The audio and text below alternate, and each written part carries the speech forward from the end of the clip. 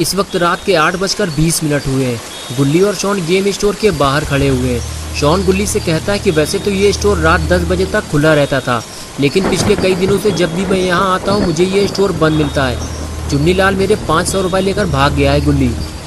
गुल्ली बोला, शॉन तुम्हें गेम मंगाने के लिए एडवांस में पैसे नहीं देने चाहिए थे, लेकिन जो हो गया उसे भूल जाओ शॉन। चलो बबलू हलवाई के पास चलते हैं, गरम गरम समोसे बन रहे होंगे। शॉन ने कहा, गुल्ली मेरा 500 का नुकसान हो गया है और तुम्हें समोसे की पड़ी हुई है। जब कोई तुम्हारे पैसे लेकर भाग जाएगा तब समझ में आएगा तुम्हें। हमें हलवाई के पास नहीं बाबा के पास जाना चाहिए।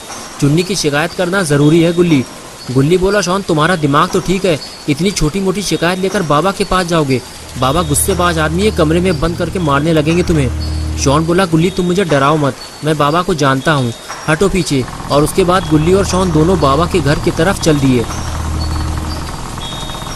गुल्ली को इस बात का डर था कि बारिश में भीगने की वजह से कहीं बाबा से डांट ना खानी पड़े। अरे ये क्या कर दिया शॉन ने। लगता है शॉन इस बात को भूल गया है कि स्कूटर के अंदर पेट्रोल भरा हुआ है। ज़रा सी ऊंच नीच हो गई तो शॉन कभी पटाखे नहीं छुड़ा पाएगा। लेकिन जो भी हो, आखिर कुछ देर बाद शॉन पटाखे छुड़ाते हुए बाबा के घर तक पहुंच गया। घर पहुंचने के बाद गुल्ली और शॉन ने देखा कि बाबा घर से बाहर बैठकर बारिश का मज़ा ले रहे हैं, लेकिन बाबा के साथ ये दूसरा आदमी कौन बैठा हुआ है। लगता है ये भी कोई मुसीबत का मारा है जो अपनी परेशानियां बाबा के पास लेकर आया है। गुल्ली और शॉन आगे बढ़ते हुए बाबा के पास पहुंचते हैं। बाबा गुल्ली और शॉन को देखते हुए बोले, तुम लोग इतनी बारिश में यहाँ क्या कर रहे हो? लगता है तुम लोगों ने फिर कोई नई मुसीबत खड़ी कर दी है। गुल्ली ने कहा, नहीं बाबा ऐसी कोई बात नहीं है, बस शॉन आपसे कुछ बात करना चाहता है। बताओ शॉन, क्या बात करनी है बाबा से?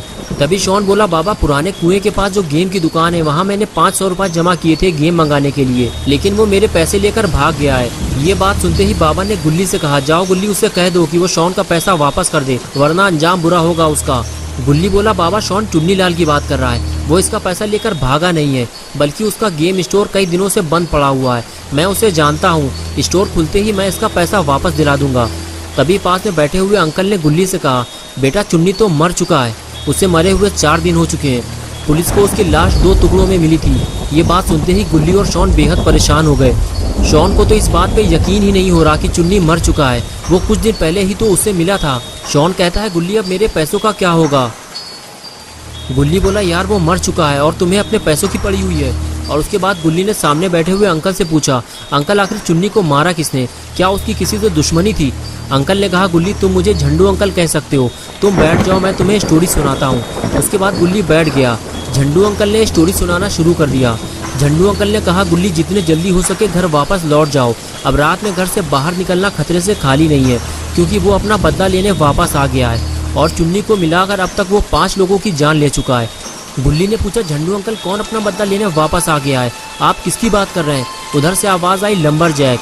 अरे वही लकड़हारा जिसका 15 दिन पहले मर्डर हो गया था। जिस वक्त वो जंगल से लकड़ियाँ काट कर घर वापस आ रहा था, तभी रास्ते में कुछ लोगों से उसकी कहासुनी हो गई थी और देखते ही देखते बात इतनी आगे बढ़ गई कि उन बदमाशों ने उसे पीट कर मार डाला। और उसके बाद लकड़हारे के पास जो चेन सॉ मशीन थी जिससे वो लकड़ियाँ काटा करता था, उसी चेन सॉ मशीन से उन बदमाशों ने लकड़हारे का सर उसके धड़ से अलग कर दिया और पास में ही एक गड्ढा खोदकर उसे वहीं ज़मीन में दफन कर दिया था। और उसके बाद से ही कई लोगों ने किसी सरकटे को रात में टहलते हुए देखा है। मैं नहीं जानता कि इस बात में कितनी सच्चाई है, लेकिन एक के बाद एक 5 लोगों की मौत हो चुकी है और जितने भी लोग मारे गए हैं सबका सर कटा हुआ था। इसलिए मुझे भी अब लोगों की बातों पर भरोसा होने लगा है। सरकटे की बात सुनकर पॉटी बॉय शॉन अपनी जगह से उठकर गुल्ली के पास आकर बैठ गया और झंडू अंकल से पूछने लगा कि रात में निकलना इतना खतरनाक है तो आपको घर से बाहर नहीं आना चाहिए था।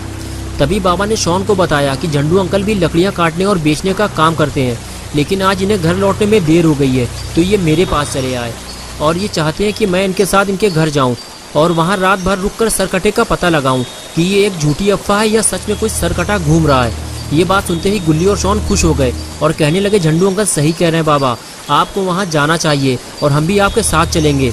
लेकिन बाबा ने इनकार कर दिया और कहने लगे, मैं नहीं जा पाऊँगा गुल्ली, मैं 10 दिन के लिए अफगानिस्तान जा रहा हूँ। आज रात 2 बजे मेरी फ़्लाइट है। अफगानिस्तान के हालात ठीक नहीं चल रहे, इसलिए मेरा वहाँ जाना ज़रूरी है। लेकिन यहाँ क्या होगा बाबा, वो सर कटा फिर किसी की जान ले लेगा और मैं अपने घर वापस कैसे जाऊंगा।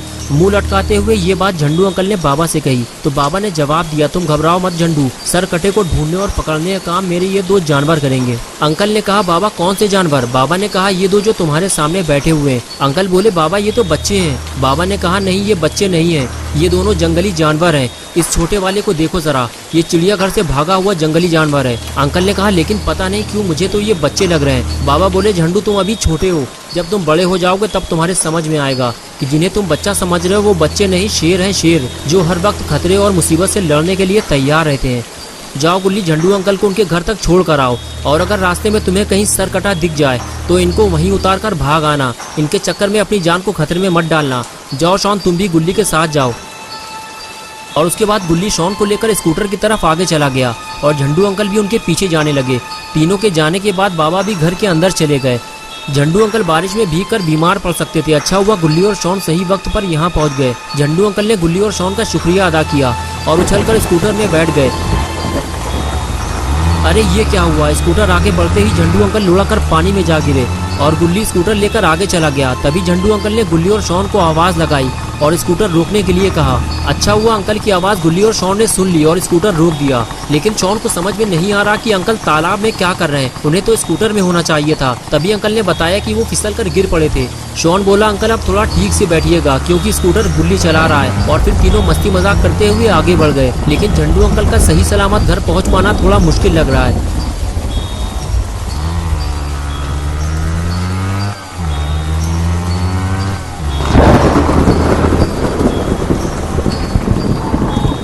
कुछ देर बाद गुल्ली और शॉन झंडू अंकल को लेकर जंगल पहुंच गए।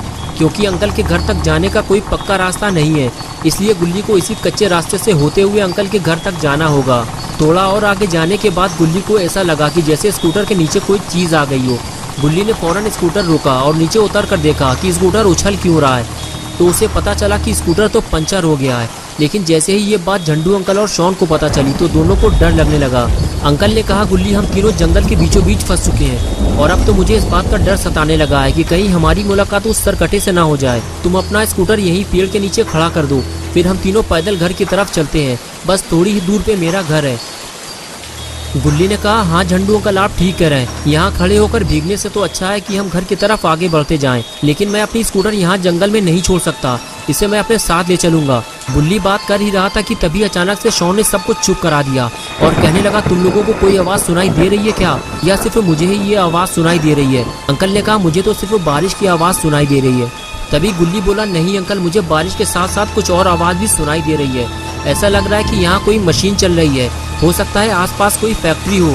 झंडू अंकल ने कहा, नहीं यहाँ आसपास कोई फैक्ट्री नहीं है गुल्ली, मुझे तो ये चेनसॉ मशीन की आवाज़ लग रही है। इसका मतलब ये है कि अब हम आगे नहीं जा सकते, वो सरकटा हमारे आसपास ही कहीं मौजूद है। अंकल गुल्ली से बात कर ही रहे थे कि तभी शॉन उठकर खड़ा हो गया और कहने लगा, गुल्ली मशीन चलने की आवाज़ इस तरफ से ही आ रही है। गुल्ली ने कहा, हाँ शॉन, ये आवाज़ अब पहले से भी ज़्यादा तेज़ हो चुकी है, वो जो भी है हमारे और करीब आ चुका है। तुम लोग यहीं रुको, मैं जाकर देखता हूँ। और उसके बाद गुल्ली आगे जाने लगा तो झंडू अंकल ने कहा, गुल्ली ज़्यादा आगे मत जाना, वो तुम्हारी जान भी ले सकता है। दोस्तों क्या होगा अब गुल्ली का? क्या वो झंडू अंकल और शॉन को लेकर जंगल से बाहर निकल पाएगा या फिर वो सरकटे के हाथों मारा जाएगा? ये सब हम देखेंगे गुल्ली बुल्ली और सरकटा पार्ट 2 में 30 सितंबर सुबह 8 बजे। तो दोस्तों अगर आप पार्ट 2 देखना चाहते हैं तो इस वीडियो को लाइक करें और चैनल को सब्सक्राइब करें। बेल आइकॉन प्रेस करके ऑल नोटिफिकेशन ऑन करना ना भूलें।